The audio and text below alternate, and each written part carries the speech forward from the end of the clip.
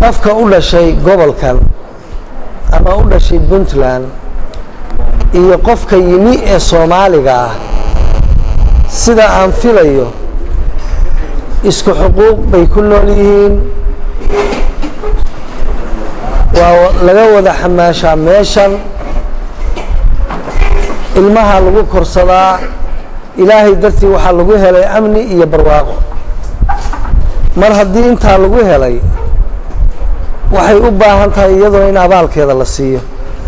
abaalkeeda waxa weeye in loo abaal gudo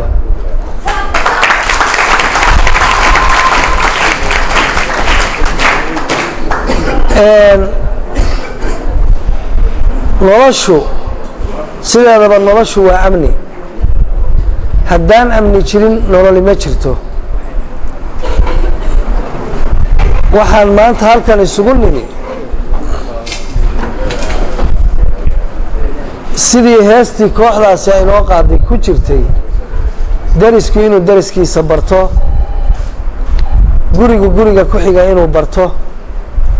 xaafadda ku xigta inay barato dhammaan in la iswada barto si cadowga ina ku dhex dhuumanaya aynu isaga qabanno barnaamijka darisaynta ah hormuud waxa ka ah dawladda hoose lambarka labaadna waa booliiska waxaanu doonaynaa barnaamijka community policing la yiraahdo inuu shaqeeyo waxaan rabnaa barnaamijka darisaynta xaafaduhu inay shaqeyso waxaan filayaa magaalada 16 xaafadooda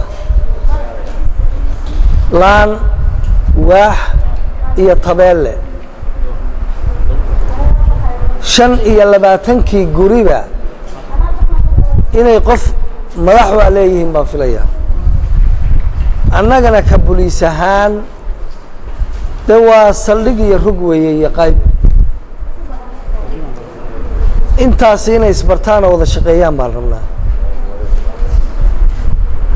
waxaan adkaynayaa ma jiri doono qof ku noolaan doona magaaladan ama se Puntland oo aan aqoonsi wadan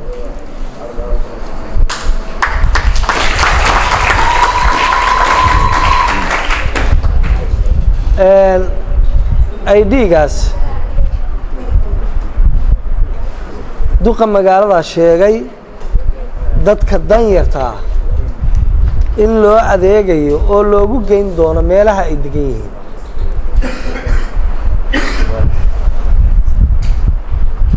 laakiin annaga isgaranayna oo reer Puntland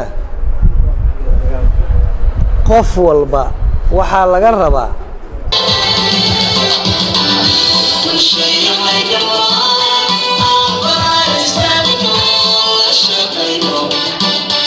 Shall